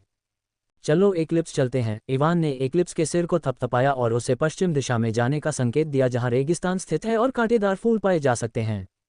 दहाड़। शैडो अनडेड में बदलने के बाद पहली बार एक्लिप्स ने जोर से दहाड़ लगाए और रेगिस्तान की दिशा में भागना शुरू कर दिया। एक्वा और नेक्रोस जो झगड़ रहे थे, उन्होंने अपने मालिक को एक्लिप्स की पीठ पर सवार होकर वहां से जाते हुए देखा। उन दोनों ने एक दूसरे को देखा और तुरंत बहस करना बंद कर दिया क्योंकि वे भी एक्लिप्स के पीछे भागे। आखिरकार हम यहाँ आ गए, इवान ने तेज धूप की वजह से अपनी आंखें सिकुड़ते हुए कहा। फिलहाल वह पहाड़ी की चोटी पर खड़ा था और अपने सामने अंतहीन रेगिस्तान को देख रहा था। 10 घंटे से ज्यादा की यात्रा करने के बाद इवान आखिरकार अपने गंतव्य पर पहुंच गया। यात्रा करते समय उन्हें कई बी और बी जोड़ रैंक के राक्षस मिले, लेकिन वे इवान और उसके शैडो अनडेड के सामने कोई मुकाबला नहीं कर पाए, इसलिए उसने उनसे कुछ अतिरिक्त कोर हासिल किए। एक और बात जिसने उसे खुश किया वह ये थी कि उसके शैडो अनडेड थकते नहीं हैं और उनमें असीमित सहनशक्ति है। यहाँ आते समय उन्होंने एक पल के लिए भी आराम नहीं किया, लेकिन फिर भी वे अपनी बेहतरीन स्थिति में थे। अगर इवान अकेले यहाँ आता तो उसे यहाँ पहुँचने में कम से कम 1 दिन लग जाता, लेकिन चूंकि वह एक्लिप्स पर सवार था जो बिना थके पूरे दिन दौड़ सकता है, इसलिए वह यहाँ इतनी जल्दी पहुँच गया। मैंने इस कालकोठरी के बारे में जो पढ़ा है उसके अनुसार यहाँ एक गुफा है रेगिस्तान के अंदर थॉर्नब्लूम राक्षस। इंटरनेट पर बताया गया था कि उस मान से दूर रहना चाहिए क्योंकि उनकी संख्या बहुत ज्यादा है और उनसे निपटना बहुत मुश्किल है, एवना ने कहा और एक्लिप्स के सिर पर थपथपाते हुए उसे आगे बढ़ने का संकेत दिया। लेकिन मेरे लिए यह अच्छी बात है कि वहाँ सैकड़ों थॉर्नब्लूम राक्षस होंगे। उनकी संख्या के साथ मुझे इस बात की चिंता नहीं करनी पड़ेगी कि मैं अपनी इच्छित कुशलता प्राप्त करने के लिए पर्याप्त कोर एकत्र नहीं कर पाऊंगा। एक्लिप्स पहाड़ी की चोटी पर खड़ा था जो 100 मीटर से भी अधिक ऊंची थी, लेकिन जब इवान ने उसके सिर पर थपथपाया तो वह बिना किसी हिचकिचाहट के आगे बढ़ गया। जैसे ही एक्लिप्स ने एक कदम आगे बढ़ाया, एक जल स्लाइड जो पहाड़ी से नीचे की ओर जा रही थी दिखाई दी और एक्लिप्स तेज गति से नीचे की ओर खिसक गया और कुछ ही सेकंड में पहाड़ी के नीचे पहुंच गया। नेरिक्रोस और एक्वा ने भी उसका अनुसरण किया और जल स्लाइड का उपयोग करके पहाड़ से नीचे आ गए। उनके नीचे आने के बाद एक्वा ने अपने कौशल का उपयोग करना बंद कर दिया और जल स्लाइड गायब हो गई। जैसे ही इवान नीचे आया और एक्लिप्स के पैर रेत पर पड़े, उसने महसूस किया कि आसपास का तापमान बढ़ रहा है। जैसा कि मैंने इंटरनेट पर पढ़ा था, रेगिस्तान में प्रवेश करते ही तापमान बढ़ जाएगा, इवान ने आसपास के तापमान को महसूस करते हुए कहा। रेगिस्तान में तापमान लगभग 60 डिग्री सेल्सियस था। हालांकि तापमान काफ़ी अधिक था, लेकिन उसके उच्च नक्षत्र के साथ इतनी गर्मी सहना उसके लिए कोई समस्या नहीं थी। उच्च तापमान ने उसे बस थोड़ा असहज कर दिया और इससे अधिक कुछ नहीं। ठीक है, मेरे पास एक्वा है, अगर तापमान मुझे परेशान करने लगे तो मैं उससे एक छोटा सा पूल बनाने के लिए कह सकता हूँ, इवान ने सोचा, जबकि उसे अच्छा लग रहा था कि उसके पास एक्वा है। चलो एक्लिप्स चलते हैं, उसने एक्लिप्स से कहा जो तापमान से पूरी तरह अप्रभावित रेगिस्तान के अंदर चला गया। इवान ने अपनी पवन रोश तलवार भी ली और हवा के तत्वों से इसे कोट करने के लिए हवा के हेरफेर का उपयोग किया। पौधे के राक्षसों के अलावा रेगिस्तान में कई अन्य खतरनाक राक्षस हैं, जैसे रेत का सांप और रेगिस्तानी बिच्छू जो रेत के साथ पूरी तरह से घुल मिल जाते हैं और आप पर हमला करने के लिए भूमिगत यात्रा कर सकते हैं। आश्चर्य। गड़गड़ाहट। इवान बहुत देर तक नहीं हिला, उसके आसपास की रेत हिलने लगी। एक्लिप्स ने हिलना बंद कर दिया और सतर्कता से चारों ओर देखने लगा। नेक्रोस और एक्वा भी इवान से कुछ ही दूरी पर रुक गए। वूश! अचानक उनके सामने की रेत ऊपर उठी और वहां एक छोटा सा 10 मीटर लंबा रेत का बवंडर बन गया। बवंडर के अंदर रेत के कण तेज गति से घूम रहे थे, जो छोटी नुकीली सुइयों की तरह दिख रहे थे। अचानक रेत का बवंडर फट गया और सभी दिशाओं में तेज रेत फैल गई। इवान ने अपने सामने एक हवा अवरोध बनाया जिससे तेज रेत उसके और एक्लिप्स की ओर आने से रुक गई। जब रेत का बवंडर फटा तो उसके सामने हल्के पीले रंग के शल्क और गहरे नारंगी रंग की आंखों वाला 5 मीटर लंबा सांप दिखाई दिया। सूरज की रोशनी की वजह से उसके शरीर पर पीले रंग के शल्क चमक रहे थे और उसके चारों ओर की आभा भी जोरैंक की थी। रेत का सांप! इवान ने रेत के सांप को देखकर बड़बड़ाया। आगमन के बाद रेत के सांप ने उस पर और उसके पास खड़े एक्लिप्स पर हमला किया। उसने अपना मुंह खोला और 5 मीटर चौड़ा रेत का भंवर इवान और एक्लिप्स की ओर ऐसे झपटा जैसे वह उन्हें निगल जाना चाहता हो। हस्तक्षेप मत करो, इवान ने एक्वा और नेक्रोस से कहा, जो अपने स्वामी पर हमला करने के लिए रेत के सांप पर हमला करने वाले थे, जब उन्होंने इवान की आवाज़ सुनी और रुक गए।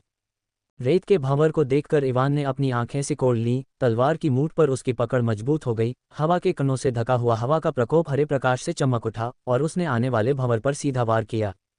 इस समय तक उसने अपनी तलवार पर जो भी हवा का तत्व इकट्ठा किया था, वह एक लंबी हवा की धार में बदल गया जो आने वाले रेत के भंवर की ओर बढ़ गई। रेत का भंवर हवा की धार से टकराया और आसपास की हवा तुरंत अस्त व्यस्त हो गई। रेत का भंवर 2 शक्तिशाली हमलों के टकराव के कारण तूफान का निर्माण हुआ, क्योंकि रेत सभी दिशाओं में उड़ गई और कुछ रेत के टीले बन गए। इवान एक्लिप्स की पीठ से नीचे कूद गया और हवा के हेरफेर का उपयोग करते हुए रेत के सांप की ओर बढ़ा, ताकि उसकी दिशा में आने वाली अराजक हवा और रेत के कणों को रोका जा सके। हिस! इवान को अपनी दिशा में आते देख रेत के सांप ने गुस्से में फुफकार मारी। अचानक सांप के चारों ओर की रेत हिल गई और बेसबॉल के आकार की दर्जनों रेत की गेंदें जमीन से बाहर निकल आईं। सांप की नारंगी आंखें चमक उठीं और सभी रेत की गेंदें उल्कापिंडों की तरह इवान की ओर उछलीं। रेत की गेंदों को अपनी ओर आते देख इवान की आंखें चमक उठीं और उसने अपने नए प्राप्त कौशल टेम्पोरल वेलोसिटी का उपयोग किया। जैसे ही उसने कौशल को सक्रिय किया, उसकी आंखों में रेत की गेंदें जो उसकी ओर आ रही थीं, धीमी हो गईं। वह तुरंत आने वाली सभी रेत की गेंदों का स्पष्ट प्रक्षेपवक्र देखने में सक्षम हो गया और जानता था कि वह किस रेत की गेंद को चकमा दे सकता है और किस रेत की गेंद को उसे रोकना है। जब रेत के गोले उसके सामने आए तो उसने अपनी गति धीमी नहीं की और अपनी बढ़ी हुई चपलता का उपयोग करते हुए आगे बढ़ते हुए रेत के अधिकांश गोलों को आसानी से चकमा दे दिया। हवा का प्रकोप हवा के तत्वों के साथ चमक रहा था, क्योंकि वह उन रेत के गोलों को काट रहा था जिन्हें वह चकमा नहीं दे पा रहा था।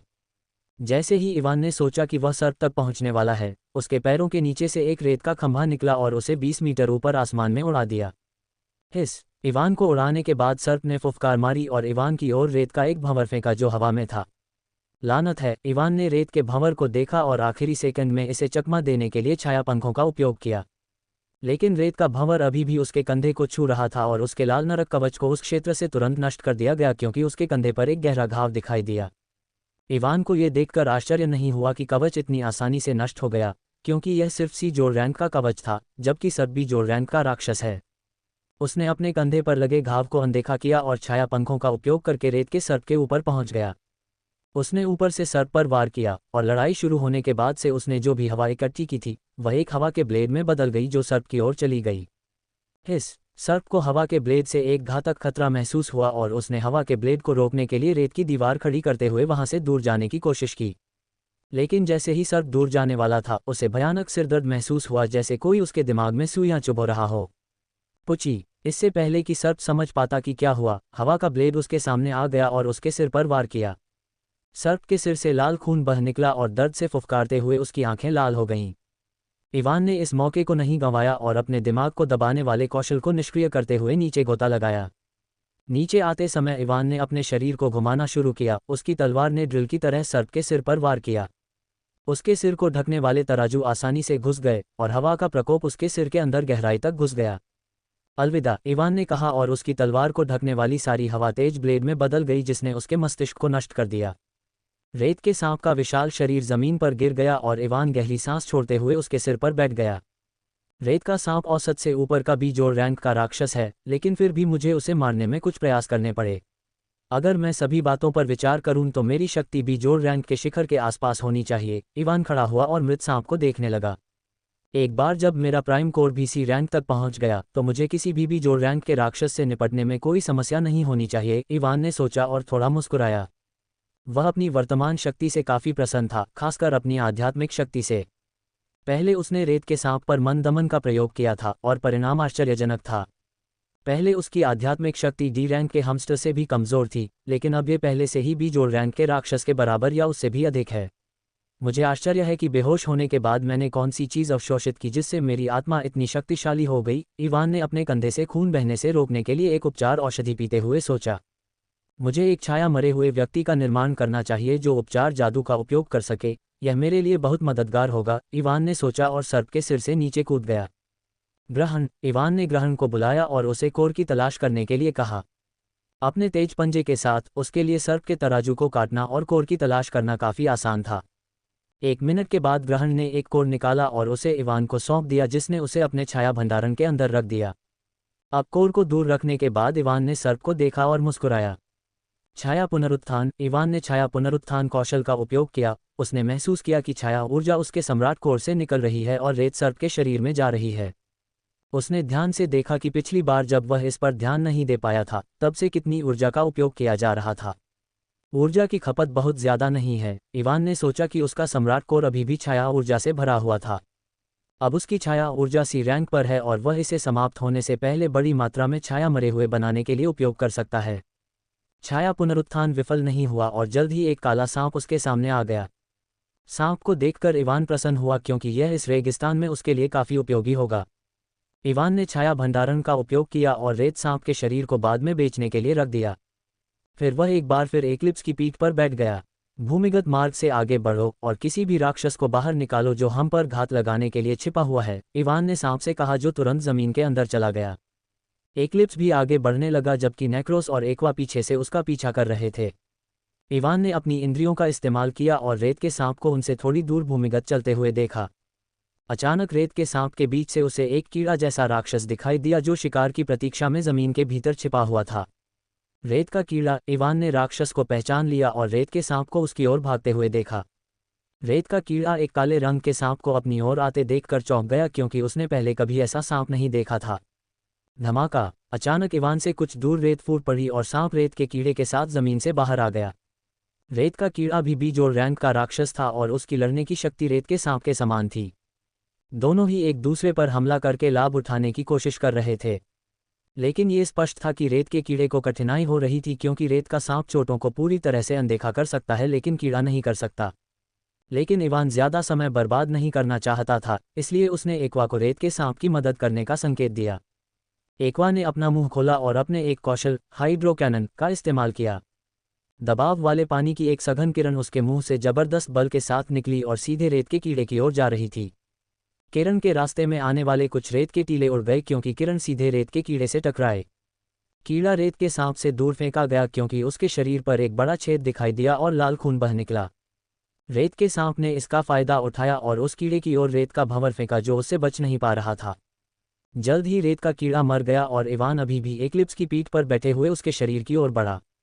उसने कोर की तलाश की लेकिन कुछ नहीं मिला। कोर न मिलने पर इवान ने एक बार फिर शैडो रिजरेक्शन का इस्तेमाल किया और उसके सामने एक काला सैंडवर्म दिखाई दिया। भले ही वह केवल 5 शैडो मरे को बचा सकता है, लेकिन वह कितने शैडो मरे बना सकता है इसकी कोई सीमा नहीं है। जो शैडो मरे नहीं बचेंगे वे 1 घंटे में गायब हो जाएंगे, लेकिन इवान को इसकी परवाह नहीं थी। अब चलो मेरी अस्थायी सेना बनाते हैं, इवान ने कहा और एक्लिप्स एक बार फिर आगे बढ़ गया। शैडो सैंडवर्म और सरपेंट एक बार फिर दूसरे राक्षसों पर नजर रखते हुए भूमिगत हो गए। 5 घंटे बाद हिस लगभग 10 जहरीले रेत बिच्छू दर्दनाक आवाज में फुफकार रहे थे क्योंकि उनके चेहरे निराशा से भरे हुए थे। काले रंग के रेत के सांप, रेत के कीड़े, रेगिस्तानी क्रॉलर, सूर्य अग्नि कैक्टी और कई अलग अलग प्रकार के राक्षसों ने एक ही समय में उन पर हमला किया। लगभग 30 काले रंग के राक्षस थे जो बिच्छुओं के समूह पर हमला कर रहे थे। जहरीले रेत बिच्छू VWD रेगिस्तान के सबसे खतरनाक शिकारियों में से एक हैं। एक ही समय में जहर और रेत तत्व का उपयोग करने में सक्षम होने के कारण वे उन राक्षसों की तुलना में अधिक शक्तिशाली हैं जो उनके समान रैंक पर हैं। अधिकांश समय यदि शिकारियों की टीम रेत बिच्छुओं के समूह का सामना करती है तो वे उनसे दूर भाग सकते हैं क्योंकि उनसे निपटना आसान नहीं है। लेकिन उन 30 काले रंग के राक्षसों के सामने रेत बिच्छुओं का समूह लंबे समय तक टिक नहीं पाया, इससे पहले कि वे सभी विभिन्न प्रकार के हमलों से मारे गए। यह मेरी अपेक्षा से पहले ही समाप्त हो गया, इवान ने बड़बड़ाया और बिच्छुओं के मृत समूह की ओर चल पड़ा। उसने सबसे पहले कोर की तलाश की और 3 कोर पाए। 10 बिच्छुओं में से एक बी जोड़ रैंक और 2 बी रैंक। अचानक इवान ने देखा कि उसके पास खड़ा एक रेत का कीड़ा गायब हो गया। 1 घंटा खत्म हो गया है हो, इवान ने बड़बड़ाया, लेकिन गायब हो चुके कीड़े की परवाह नहीं की। उसने 10 जहरीले रेत के बिच्छुओं को देखा और छाया पुनरुत्थान का इस्तेमाल किया। जल्द ही उसके सामने 7 काले बिच्छू उभर आए, जबकि 3 असफल रहे। इवान ने एक बार फिर शेष 3 बिच्छुओं पर छाया पुनरुत्थान का इस्तेमाल किया और उन्हें भी सफलतापूर्वक छाया मरे में बदल दिया। आगे बढ़ते हैं। इवान ने संतुष्टि में अपना सिर हिलाया और एक बार फिर एक्लिप्स की पीठ पर बैठ गया। 29 छाया मरे की एक छोटी सेना उसके पीछे खड़ी थी, क्योंकि वह एक बार फिर आगे बढ़ना शुरू कर दिया था। जैसे ही इवान ने चलना शुरू किया, उसने एक मंत्रमुग्ध कर देने वाली आवाज़ सुनी और उसकी आंखें धुंधली हो गईं। अचानक इवान ने एक मंत्रमुग्ध कर देने वाली गुनगुनाहट सुनी और एक मीठी सुगंध ने उसकी नाक पर हमला किया। सुगंध को सूंघते ही इवान का दिमाग धुंधला हो गया और उसकी आंखें एकाग्र नहीं रहीं। वह एक्लिप्स की पीठ से नीचे कूद गया और दूसरी दिशा में चलने लगा। लेकिन अगले ही पल उसकी आध्यात्मिक शक्ति बढ़ गई और वह तुरंत अपने होश में आ गया। यह क्या बकवास था। जैसे ही इवान अपने होश में आया, उसने महसूस किया कि उसके पूरे शरीर में रोंगटे खड़े हो रहे हैं। वह समझ नहीं पा रहा था कि अभी क्या हुआ। अचानक उसने एक बार फिर मंत्रमुग्ध कर देने वाली आवाज़ सुनी और वही सुगंध महसूस की। उसे लगा कि कुछ उसके दिमाग पर आक्रमण करने की कोशिश कर रहा है, लेकिन इस बार वह तैयार था और उसने अपनी आध्यात्मिक शक्ति का इस्तेमाल करके उसे आसानी से रोक दिया। इवान ने अपनी छाया मरे हुए को देखा और पाया कि वे ध्वनि और गंध से अप्रभावित थे। जल्द ही उसे एक जानकारी याद आ गई जो उसने इस कालकोठरी के विवरण को देखते हुए पढ़ी थी, और आखिरकार उसे समझ में आ गया कि क्या हो रहा था। लगता है मेरी किस्मत सिर्फ दिखावे के लिए नहीं है, इवान ने कहा और तुरंत एक्लिप्स की पीठ पर वापस कूद गया। उसने ध्यान से आवाज़ सुनी और एक्लिप्स को उसकी दिशा में चलने का आदेश दिया। इवान ने उन सभी शैडो अनडेड को वापस बुलाया जो भूमिगत यात्रा नहीं कर सकते थे, अपनी छाया में वापस। केवल नेक्रोस और एक्वा उसके साथ रह गए, जबकि छाया अनडेड जो ज़मीन के माध्यम से यात्रा कर सकते थे, निगरानी रखने और किसी भी राक्षस को बाहर निकालने के लिए भूमिगत हो गए जो उस पर हमला करने की कोशिश करता। 5 मिनट की यात्रा के बाद इवान ने एक नखलिस्तान देखा। नखलिस्तान को देखकर उसके चेहरे पर मुस्कान आ गई। तो मैं सही था हो, इवान ने नखलिस्तान को देखते हुए बुदबुदाया। नखलिस्तान के पास गुनगुनाहट की आवाज़ और मीठी गंध पहले से कहीं ज्यादा तेज थी, लेकिन इवान अभी भी अपनी आध्यात्मिक शक्ति से इसका विरोध करने में सक्षम था। जब वह नखलिस्तान से 200 मीटर दूर था तो उसने छाया पंखों का इस्तेमाल किया और हवा में ऊंची उड़ान भरी। नखलिस्तान हरे भरे पेड़ों से घिरा हुआ था, इसलिए वह ज़मीन से अंदर क्या है यह नहीं देख पा रहा था, इसलिए उसने अपने पंखों का इस्तेमाल किया। जब वह आसमान में ऊपर आया तो उसने देखा कि नखलिस्तान का सिर्फ बाहरी इलाका पेड़ों से भरा हुआ था, जबकि नखलिस्तान के बीच में एक छोटा सा 100 वर्ग मीटर चौड़ा पानी का तालाब था। पानी का तालाब इंद्रधनुषी रंग की दीवार से ढका हुआ था। तालाब का पानी एकदम साफ था और उसके बीच में 7 पंखुड़ियों वाला इंद्रधनुषी रंग का फूल खिल रहा था। समय समय पर फूल हिल रहा था और इंद्रधनुषी रंग का धुआं छोड़ रहा था जो सभी दिशाओं में फैल रहा था। इंद्रधनुषी रंग का धुआं फैलाने के बाद फूल एक मंत्रमुग्ध कर देने वाली आवाज़ कर रहा था। जैसा कि उम्मीद थी, यह एक मिराज ब्लॉसम फूल है, इवान ने फूल को देखने के बाद बुदबुदाया। मिराज ब्लॉसम एक दुर्लभ पौधे जैसा राक्षस है जो आध्यात्मिक हमलों में माहिर है। जब इवान VWD के विवरण देख रहा था तो उसने इस विशेष पौधे जैसे राक्षस के बारे में पढ़ा। विवरण में यह उल्लेख किया गया था कि बहुत ही दुर्लभ अवसर पर एक मौका है कि आप VWD के रेगिस्तान के अंदर एक मृगतृष्णा फूल का सामना कर सकते हैं। ये पौधे जैसा राक्षस बहुत ही कम दिखाई देता है और यह काफ़ी मूल्यवान है। इस फूल के शरीर और जड़ों का उपयोग आत्मा को मजबूत करने वाली औषधि नामक एक औषधि बनाने के लिए किया जा सकता है जो आपकी आत्मा की शक्ति को बढ़ा सकती है।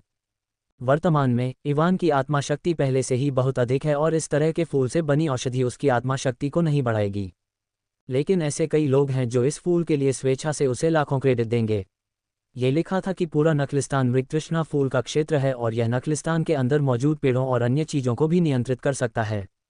इवान ने बड़बड़ाया और उसके चेहरे पर एक ठंडी मुस्कान आ गई। बहुत बुरा है कि इस तरह की चीज़ मेरे खिलाफ बेकार है, जिसके पास एक चलने वाली युद्ध मशीन है, उसने कहा और आसमान से नीचे आ गया। विवरण में यह भी उल्लेख किया गया था कि यदि आप मृगतृष्णा फूल का सामना करते हैं तो आपको इससे बचना चाहिए क्योंकि इससे निपटना बहुत कठिन है और भले ही आप इसे हरा दें, आप फूल को कालकोठरी से बाहर नहीं ला पाएंगे। लेकिन इवान के पास एक टाइटल रूल ब्रेकर है, ये कुछ पैसे कमाने का एक बड़ा अवसर है। नेक्रोस स्मैश, इवान ने ओएसिस की ओर इशारा करते हुए नेक्रोस से कहा। इवान की बात सुनकर नेक्रोस के चेहरे पर एक बड़ी मुस्कान आ गई। वह आगे बढ़ा और उसके माथे के बीच की आंख लाल रोशनी से चमक उठी। उसकी आंख के अंदर बहुत सारी ऊर्जा इकट्ठी हो गई और 5 सेकंड के बाद एक लाल रंग की किरण ओएसिस की ओर बढ़ी। बाहरी क्षेत्र के पेड़ और बेलें फट गईं और तुरंत बिखर गईं। लेकिन ओएसिस के अंदर अभी भी बहुत सारे पेड़ बचे हुए थे। नेक्रोस के शरीर से एक गहरी लाल आभा निकलने लगी क्योंकि उसने एक बार फिर अपनी ताकत बढ़ाने वाली स्किल का इस्तेमाल किया। जब वह ओएसिस से लगभग 70 मीटर ऊपर आसमान में उछला तो उसके पूरे शरीर की मांसपेशियां उभर आईं। इवान ने देखा कि कूदते समय बहुत अधिक बल का उपयोग करने के कारण नेक्रोस की पैर की मांसपेशियां फट गई थीं। नखलिस्तान के ऊपर पहुंचने के बाद इसके चारों ओर की लाल आभा और भी तीव्र हो गई क्योंकि इसने अपनी सीमा तक शक्ति संवर्धन का उपयोग किया और जलते हुए सूरज में बदल गया।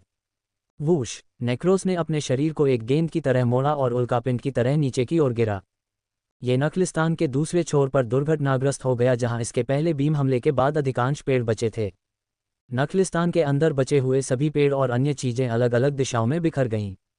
रसीला नखलिस्तान एक पल में बंजर भूमि में बदल गया और केवल तालाब जो दरारों से भरे इंद्रधनुषी रंग के अवरोध से ढका हुआ था, हमले से पूरी तरह प्रभावित था। शॉकवेव इतनी शक्तिशाली थी कि भले ही इवान नखलिस्तान से 200 मीटर दूर था, लेकिन उसने महसूस किया कि उसके पैरों के नीचे की जमीन हिल रही है। क्या यह आदमी डायनासोर का सफाया करना चाहता है या कुछ और? इवान नेक्रोस ने जो कुछ किया उसे देखकर पूरी तरह से अवाक रह गया। इससे पहले जब उसने ओएसिस को नष्ट करने के लिए कहा था तो उसने सोचा था कि यह इसे नष्ट कर देगा, ठीक वैसे ही जैसे इसने वाइन क्रॉलर को नष्ट किया था और उस समय एक बड़े क्षेत्र को नष्ट कर दिया था। लेकिन उसने कभी नहीं सोचा था कि यह इस बार इसे अगले स्तर पर ले जाएगा। इवान धीरे धीरे ओएसिस या उस स्थान की ओर चला गया जहां एक पल पहले ओएसिस स्थित था। उसने तालाब को ढकने वाली बाधा को देखा, लेकिन फिलहाल उसे अनदेखा कर दिया और तालाब से कुछ दूर चौड़े गड्ढे की ओर चला गया। गड्ढा 20 मीटर चौड़ा और 5 मीटर गहरा था।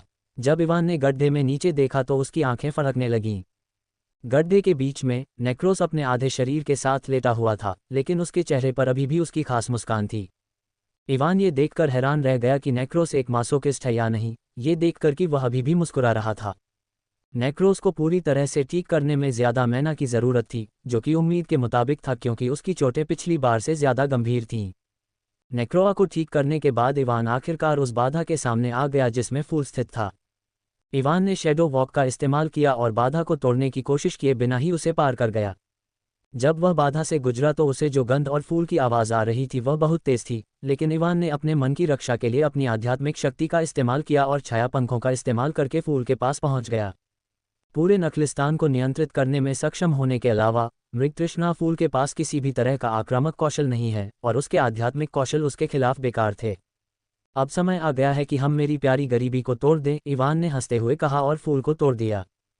फूल के चारों ओर इंद्रधनुषी रंग की चमक थोड़ी फीकी पड़ गई, लेकिन इवान चिंतित नहीं था क्योंकि यह सामान्य था। उसने अपने शैडो स्टोरेज से एक छोटा सा बॉक्स निकाला और उसे उसमें रख दिया। इससे मेरी पैसे की समस्या हल हो गई है, वह भी पवित्र हृदय गिल्ड के खजाने को लूटे बिना, इवान ने बड़बड़ाया और उड़ने ही वाला था कि अचानक उसे तालाब में कुछ दिखाई दिया। इवान ने तालाब के क्रिस्टल साफ पानी को देखा और उसके तल पर कुछ चमकता हुआ देखा। क्या तालाब के अंदर कोई कलाकृति या कुछ और है? इवान ने सोचा, और तालाब में कोई और राक्षस है या नहीं, ये जांचने के लिए पानी में एक फायर कैक्टी शैडो अंडेड गिरा दिया। उसने शैडो सेंस का इस्तेमाल किया और यह पुष्टि करने के बाद कि पानी में कोई खतरा नहीं है, वह तालाब के अंदर गोता लगा गया। तालाब सिर्फ 5 मीटर गहरा था और वह आसानी से उसके तल पर पहुंच गया। जब वह तालाब के तल पर पहुंचा तो उसने एक हरे रंग का पत्थर देखा जो चमक रहा था। इवान पत्थर के सामने आया और पाया कि यह बहुत कम मात्रा में ऊर्जा उतार चढ़ाव जारी कर रहा था। ऊर्जा उतार चढ़ाव एक कालकोठवी पोर्टल से आने वाले उतार चढ़ाव के समान थे, लेकिन ये कालकोठवी पोर्टल की तुलना में बहुत कम था। इवान ने पत्थर को देखकर अपनी आंखें सिकोड़ लीं और उसके दिमाग में कुछ आया। शैडो सेंस का इस्तेमाल करते हुए उसने एक्वा, नेक्रोस और एक्लिप्स को तालाब के तल पर आने के लिए कहा। जब वे नीचे आए तो उसने उन्हें वापस अपने छाया भंडार में बुलाया। फिर उसने अपने अन्य छाया मरे हुओं को आदेश दिया जो रेगिस्तान के भूमिगत भाग में घूम रहे थे कि वे जो भी राक्षस पाएं उसे मार दें और उनके शवों को तालाब के पास ले आएं। उन्हें आदेश देने के बाद उसने हरे पत्थर को देखा और उसे छुआ। वूश! जैसे ही इवान ने पत्थर को छुआ, एक चमकदार हरी रोशनी चमक उठी और वह उस जगह से गायब हो गया। इवान को लगा कि उसके आसपास का माहौल धुंधला हो रहा है और अगले ही पल उसने खुद को एक बिल्कुल अलग जगह पर खड़ा पाया। उसने तुरंत एक्वा और अन्य लोगों को वापस बुलाया और ध्यान से चारों ओर देखा। जैसा कि मैंने सोचा था, वह एक रिनिस का प्रवेश द्वार था। इवान ने यह देखकर बुदबुदाया कि उसके आसपास कोई राक्षस नहीं था। जमे हुए विश्वकाल कोठरी के खंडहरों के विपरीत वर्तमान में वह एक ऐसी जगह पर खड़ा था जो एक जंगल की तरह दिखता था। उसके चारों ओर कई हरे भरे पेड़ थे जबकि जमीन ताज़ी हरी घास से भरी हुई थी। आसमान हल्का नीला था और बादल बाहरी दुनिया की तरह ही घूम रहे थे। ठंडी हवा बह रही थी और अपने साथ जंगल की ताज़ा महक ला रही थी। इवान ने पलट कर देखा और अपने पीछे एक हरा पोर्टल देखा। उसी समय उसने देखा कि उसके पास ही एक विशाल पेड़ था। पेड़ लगभग 200 मीटर ऊंचा था और वह वहां सबसे बड़ा पेड़ था जिसे वह देख सकता था। इवान ने पहले छाया पंखों का इस्तेमाल किया और हवा में उड़कर देखा कि क्या वह विशाल पेड़ के अलावा कुछ और अजीब देख सकता है। लेकिन जब वह 200 मीटर की ऊंचाई पर पहुंचा, जो कि विशाल पेड़ के बराबर ऊंचाई थी, तो उसने देखा कि वह अब और ऊपर नहीं जा सकता। ऐसा लग रहा था कि एक अदृश्य दीवार उसके ऊपर उड़ने के रास्ते को रोक रही है और नीला आकाश सिर्फ एक भ्रम है जिसे वह देख सकता है लेकिन छू नहीं सकता। जब वह ऊपर नहीं उड़ पाया तो इवान ने भौहें चढ़ाईं। ऐसा लगता है कि यह क्षेत्र उतना बड़ा नहीं है जितना दिखता है, इवान ने बड़बड़ाया और अपने चारों ओर देखा और अब ऊपर जाने की कोशिश नहीं की। लेकिन चारों ओर देखने के बाद उसे विशाल पेड़ के अलावा कुछ भी अजीब नहीं लगा। चूंकि वहां और कुछ नहीं है, इसलिए राक्षस और खंडहर का खजाना उस पेड़ के पास ही होना चाहिए, उसने कहा और पेड़ की ओर उड़ गया। लेकिन वह पेड़ से लगभग 200 मीटर दूर उतरा और वहां सीधे जाने की हिम्मत नहीं हुई। वह कोई भी निर्णय लेने से पहले पेड़ के पास की स्थिति देखना चाहता था। उतरने के बाद वह धीरे धीरे कदमों से चारों ओर ध्यान से देखते हुए पेड़ के पास पहुंचा। वह बीच में चल रहा था जबकि नेक्रोस और अन्य लोग उसे घेरे हुए थे। जब वह विशाल पेड़ से लगभग 100 मीटर दूर था तो वह आखिरकार उसके आसपास की हर चीज को स्पष्ट रूप से देखने में सक्षम हो गया। क्या बकवास है अंडरस्को, लेकिन जब उसने देखा कि पेड़ के नीचे क्या है तो उसकी आंखें लगभग अपनी जगह से बाहर निकल आईं। पेड़ के नीचे लंबे नुकीले कानों वाली एक पतली महिला की आकृति अपनी आंखें बंद करके बैठी थी। उसने एक लंबी बिना आस्तीन की लाल पोशाक पहन रखी थी। उसके लंबे सुनहरे चांदी के बाल उसकी पीठ पर झूल रहे थे। नाजुक चांदी और पन्ना के बाल आभूषणों से सुसज्जित उसके बालों की लंटें हल्की हवा में नृत्य करती हुई प्रतीत हो रही थीं।